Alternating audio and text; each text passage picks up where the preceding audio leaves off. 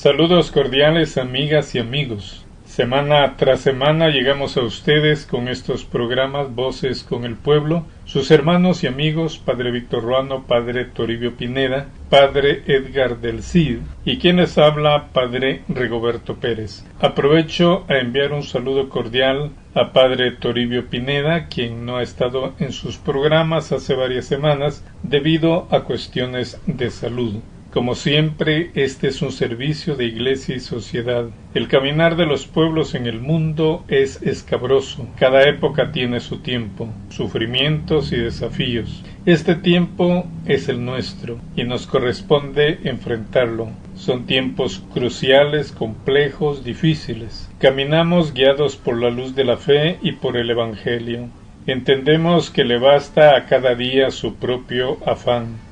Pero ofrecemos este espacio como un servicio en la construcción del bien común. Estos programas llegan a ustedes por medio de diferentes plataformas, gracias al apoyo del periodista Carlos Benquechín y gracias al compromiso de servicio de Padre Leonel Barahona. Les saludamos desde este programa. Vivimos un tiempo de fuego en el que todo se prende, a veces con una sola palabra. La época nos enseña con sabiduría el modo y la forma de servir, preservando las convicciones.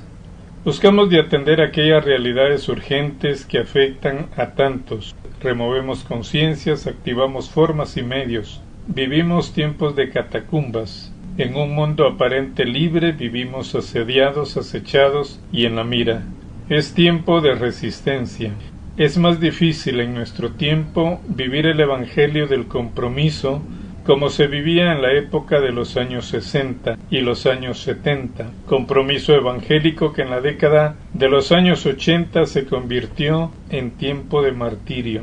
Fue el tiempo de vivir el misterio de la cruz y el misterio de la crucifixión del Señor, aunque la cruz nunca desaparece del camino cristiano. Es más difícil ahora vivir el Evangelio. Son tiempos en los que el mismo Cristo es comercializado en esa gran industria come vidas. En ese contexto complejo acompañamos pueblos, comunidades y sociedades. Vivimos desde dentro esas realidades que luego vemos como realidad nacional.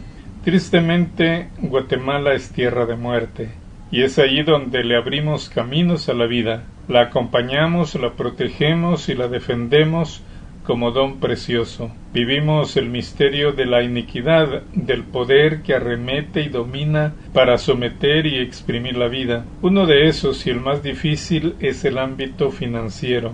El mundo del Dios dinero, ya prefigurado en la experiencia del Éxodo, en el pasaje aquel en el que, mientras Moisés hablaba con Dios en el monte Sinaí, ciertos líderes inquietaron al pueblo y lo desviaron, construyendo el becerro de oro y adorándolo como su Dios, reemplazándolo como verdadero Dios. Es la batalla espiritual de los tiempos. El Dios dinero hace destrozos en la política, en la economía, en la producción y en la misma vida cotidiana y familiar.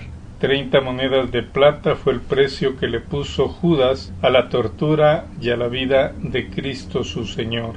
Vivimos la misma problemática denunciada durante la década de los años 60, los años 70 y los años 80. Se han perpetuado hasta nuestro tiempo las estructuras injustas que crean condiciones injustas e inhumanas y terminan creando sistemas injustos, sistemas de muerte. Fue lo que hizo irrumpir en el mundo laboral la lucha por la defensa de las 8 horas laborales en el ámbito laboral público y privado.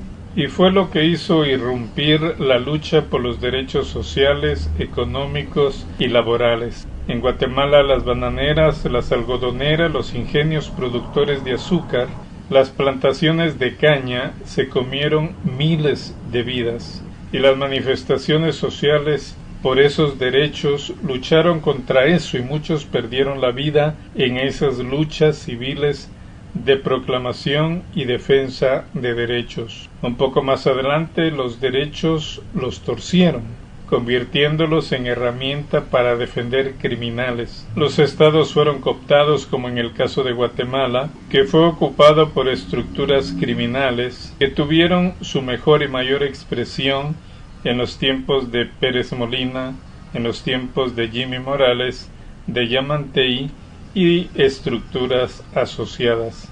Pero una estructura que aglutina a varias estructuras en Guatemala es el CACIF, que es quien establece las condiciones en el país y niega a las mayorías el derecho financiero.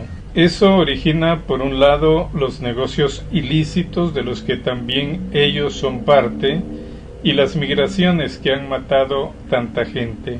Estas estructuras financieras atacan a la población, que no tiene otra forma de funcionar, tratándola como sospechosa cuando se acerca a las ventanillas a hacer sus trámites ordinarios. Son poderes atracadores de la gente. Son los mismos que no dejaban entrar a sus espacios gente descalza que llegaba para recoger sus primeras remesas. El Consejo Editorial Plaza Pública, un medio guatemalteco, publicó este pasado 8 de mayo un editorial que se asoma a esa realidad oscura en una de sus áreas, la corrupción estructural, que es utilizada para el mismo fin: mantener pobres económicamente a las mayorías, impidiéndoles el derecho que les asiste, fue lo que denunció la Iglesia en los documentos de Medellín y Puebla. El documento de Puebla de 1979 fue fruto de la tercera Conferencia General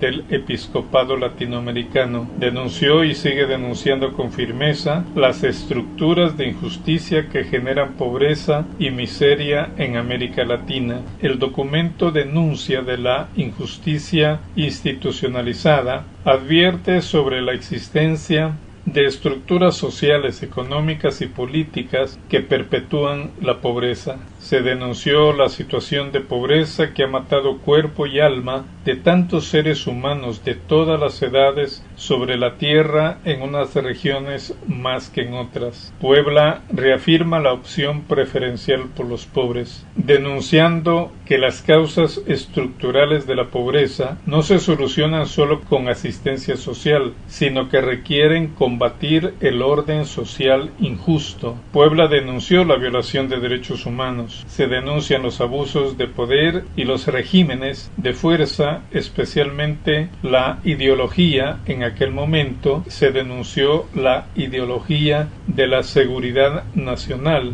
que aniquila a tantos seres humanos y desarraiga poblaciones enteras. Produce exterminios de poblaciones, como sucedió con Gaza recientemente. El Estado de Guatemala tiene una enorme deuda pendiente con las poblaciones urbanas y rurales del país, sobre todo con los sectores campesinos, a los que martirizó al prestarse como poder al servicio del empresariado y finqueros guatemaltecos que se han apropiado del sistema financiero del país. Estos son los mismos que aparecen en las aduanas, en el sistema de producción, en el sistema político, en el sistema financiero. Son verdaderamente los comegente. A estas estructuras ha venido sirviendo el Ministerio Público, que se ha podrido, el Ministerio Público de Consuelo Porras.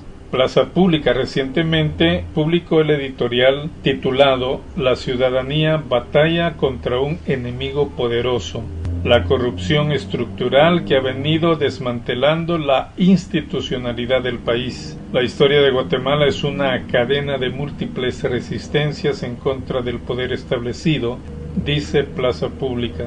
En las últimas décadas, después de la firma de los acuerdos de paz, ha surgido de nuevo una ciudadanía con determinación de lucha por la institucionalidad en contra de la corrupción estructural, a fin de romper el estancamiento y la desesperanza a los que nos condena.